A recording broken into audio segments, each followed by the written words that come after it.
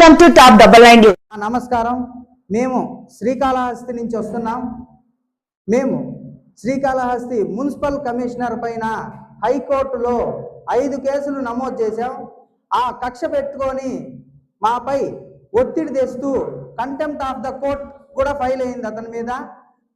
అతను ఆ కేసులు విత్డ్రా తీసుకోమని 40 మందిని రౌడీలు తీసుకొచ్చి మమ్మల్ని భయభ్రాంతులకు గురి చేస్తున్నాడు.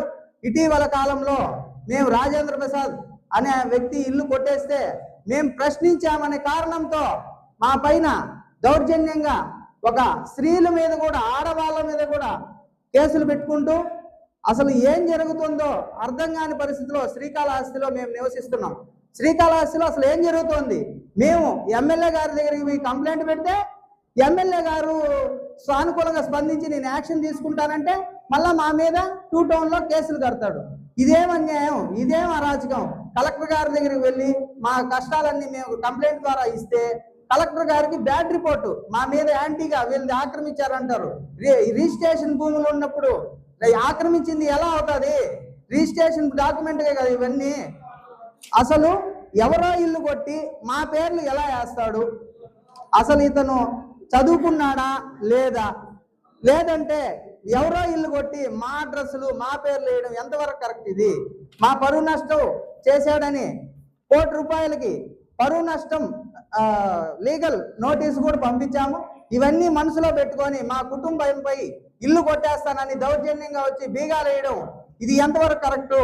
నారా లోకేష్ గారికి చెప్తే అక్కడికి వెళ్ళారు మీరని చెప్పి మళ్ళా మా మీద వెళ్ళిపోయాడు. CDMAలో కంప్లైంట్ పెట్టాం ఇతని పైన. ఇతను కమిషనర్ హెడ్ ఆఫీస్ లో కంప్లైంట్ పెడితే అక్కడికి వెళ్ళి మీరు కంప్లైంట్ పెడతారా అనేసి 8వ తేదీ కంప్లైంట్ పెట్టాము. 10వ తేదీ మా ఇంటికి బీగాలు వేసాడు. ఇది నిదర్శనం. పేపర్లన్నీ దీనికి పక్కా ప్రూఫ్లతో ఉన్నాం. అతను ఒక రౌడీ బ్యాచ్ ని తీసుకొని వచ్చి విత్ ప్రూఫ్స్, వీడియో ప్రూఫ్స్ తో కూడా ఉన్నాయి. ఎమ్మెల్యే గారికి చెడ్డ పేరు తెస్తూ ఎంతో కష్టపడి కాళహస్తి నియోజకవర్గాన్ని గొప్ప స్థాయికి తీసుకెళ్లాలని ఎమ్మెల్యే గారు కష్టపడుతుంటే ఈ మున్సిపల్ కమిషనర్ 8 నెలలుగా అరాచకాన్ని తట్టుకోలేని పరిస్థితిలో గెలిపినాం. ఎంతవరకు ఇది న్యాయం? అతని కింద స్టాఫ్ ఒక్కొక్కరు నా దగ్గరికి వచ్చి వాళ్ళ బాధలు చెప్తుంటే కళ్ళల్లో నీళ్లు తిరుగుతున్నాయి.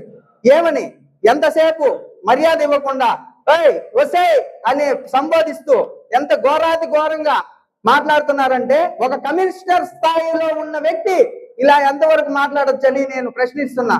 కలెక్టర్ గారు వెంటనే స్పందించి ఇతనిపై ఎంక్వైరీ చేయండి అని ప్రెస్ మిత్రుల ద్వారా మేము తెలియజేస్తున్నాం. ఆల్రెడీ ఎస్పీ గారు కూడా కంప్లైంట్ రైజ్ చేశారు. డిఎస్పీ గారు పిలిపించి ఎంక్వైరీ చేశారు. అన్ని ప్రూఫ్లతో ఉన్నాం మేము. ఆల్రెడీ ఆ రికార్డులు కూడా మీకు ఇస్తాం. కొట్టేస్తాను, చంపేస్తాను మిమ్మల్ని. ఉన్నీను ఒక స్త్రీని ఎలా ఇబ్బంది పెట్టారో చూడండి. అతను ఆల్రెడీ కోర్టుకు వెళ్ళాలి.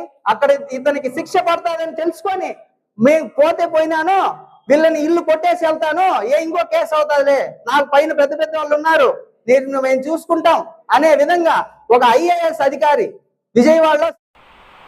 నమస్తే అండి, నా పేరు సౌజన్య. మేము శ్రీకాళహస్తిలో ఉంటున్నాము. శ్రీధర్ నిలయంలో ఉంటున్నామండి మేము. బిడ్డ చూడండి, చిన్న బిడ్డ 1 మంత్ అయింది డెలివరీ అయ్యి.